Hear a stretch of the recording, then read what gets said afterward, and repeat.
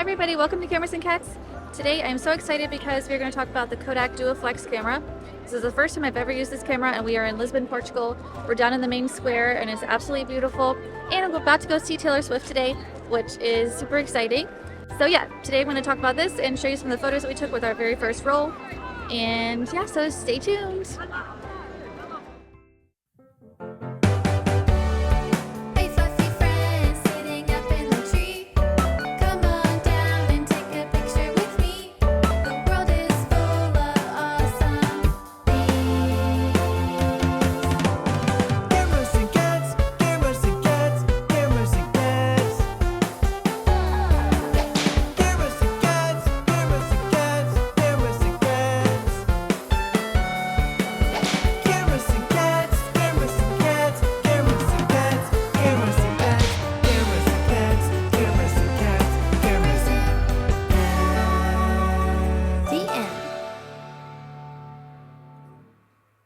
Here is the Kodak Duaflex camera. It is a 620 film camera.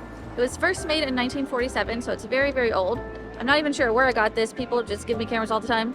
But before we left for our trip, I was going through all my cameras and deciding what I wanted to bring with me. And this is the one that actually worked. The shutter was working. I could see that I could load the film. So I was like, okay, I'm going to try this one out. They're pretty straightforward, basic. I'll show you guys how to load the film also.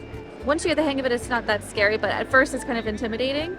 But honestly, they're basically just like kind of like pinhole cameras. There's not a whole lot of complication to them. There's not any settings other than over on this side, there's like a bulb setting and then kind of just the normal shutter speed, which is, I believe, 1/30th of a second. So it's like very, very slow. So when you're shooting with it, you have to hold it super duper still. So they're probably still gonna be a little blurry even when I get back this roll of film, but I do the best I can to like stand still and not shake. But some people recommend putting on a tripod. I believe there's a little tripod socket here, but even then, pushing the button is probably a little bit wiggly. Just do your best to like stand very still when you're clicking the button. I recently did another video for a similar camera, the Kodak Brownie Hawkeye, and that shutter is supposedly 1/35th of a second, so it's a little bit faster, and I feel like I can definitely tell just that little bit of film, like that speed, because this shutter feels super duper slow, and I feel like they're definitely gonna be blurry, just because it's impossible to stand completely still. But we'll find out, and I'm excited to see how they turn out. So this is one of those cameras where you have to look down into the viewfinder to get your shot, and it's actually backwards of what you're seeing, so it takes a second to get used to that. Like you're like, oh, I'm gonna go this way, and it's like the reverse of what you think it's gonna be.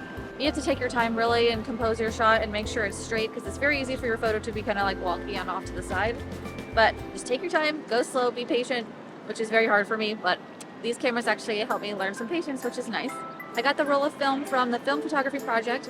They will actually take 120 film and roll it onto a 620 spool for you, because they don't make 620 film anymore, so the only way you can do it, the only difference between 120 and 160 is that the spool is a little bit of a different size. So you can re-spool it yourself onto a 620 roll, or you can buy it pre-spooled, which you're paying, an upcharge for that. But if you don't have like a dark room or something like that, you don't really have a choice. Plus, I just don't want to like accidentally expose my film and worry about it the whole time I'm shooting. So I trust the Film Photography Project. I got my film from them, and I'm using a roll of 100 TMAX black and white film. And yeah, I love black and white, so it'll be really cool, especially with all this contrast today with all the bright sunlight. And we're gonna take some photos. So yeah, let's try it.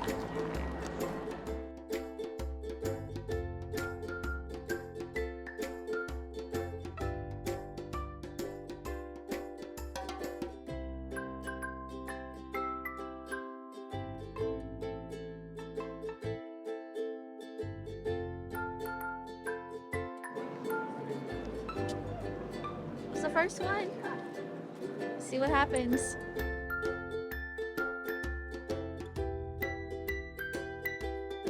I should try double exposure.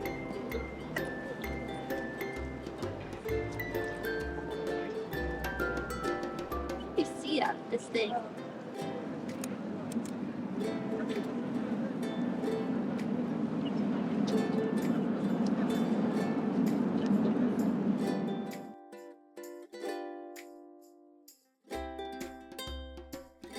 Shutter feels very slow, but I don't know.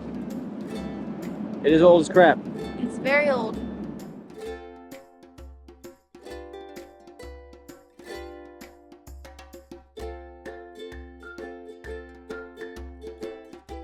Waiting for the birds.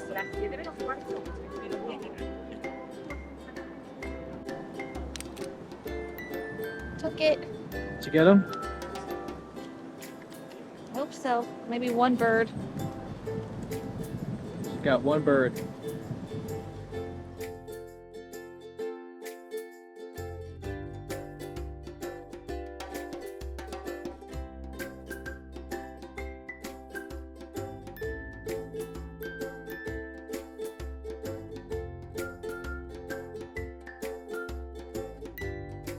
I'm gonna take a picture here of Chris at the top of the stairs. We didn't even ever get to go in the church. We could have done it this morning. We could have. Dang it. I'm gonna do a double exposure just to see how it turns out. I'm gonna take a photo of this first, and then I'll have Chris take one of me, and we'll see how the overlaying goes. Usually they're a little bit kind of overexposed, but in post-processing, like if you scan it yourself and stuff like that, you can kind of bring down the highlights a little bit and kind of add contrast and get a cool double exposure. So we're gonna try it out.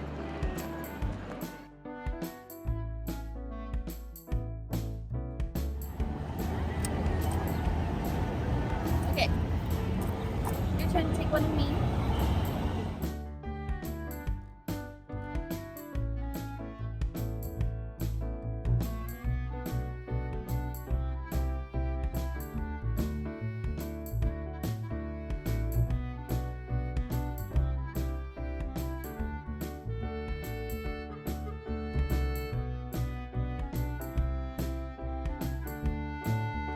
Okay, you can take my picture now.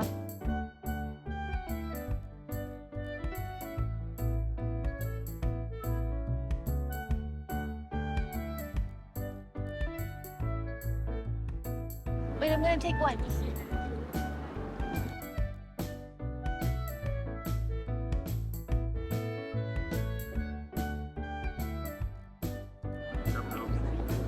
Okay.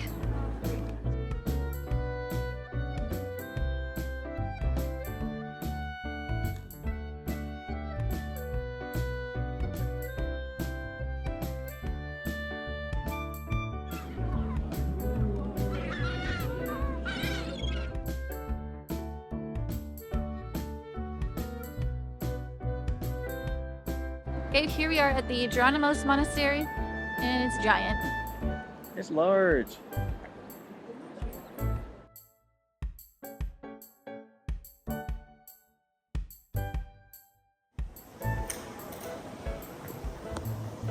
Oh, this one's scary to use. I'm just gonna try double exposure.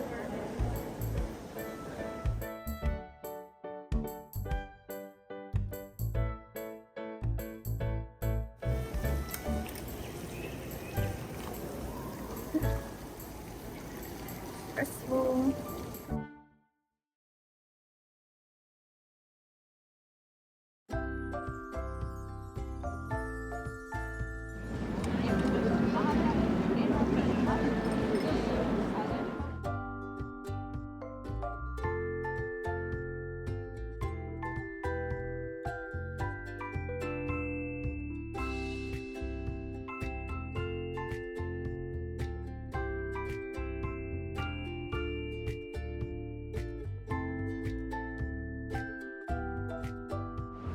All the boats are going out. So pretty. Mm-hmm. Okay, I want to take one more picture.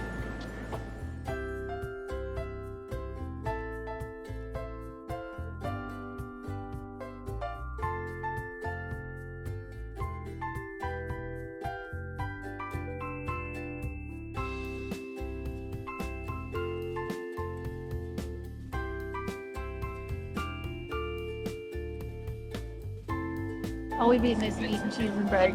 And olives. Well, actually, olives. I'll try one of these. See how much you still like it. How do you eat olives? Yeah, don't eat the pit. It's kind of like corn cob. I still don't like them. Like it.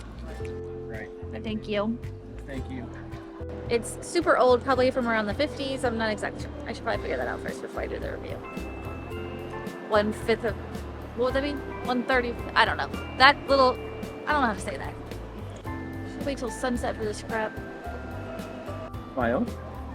Are you smiling? Yeah. Looks like you're not smiling. Looks like a frowning. Is it upside down? Yeah, like that, and smile. I am smiling. Little dance. We're at the Jerónimos Monastery. Wait. I don't know. That's what it's called. Let's try that one more time. Okay, we're at the Jerónimos. I don't know how to say it. Jerónimos?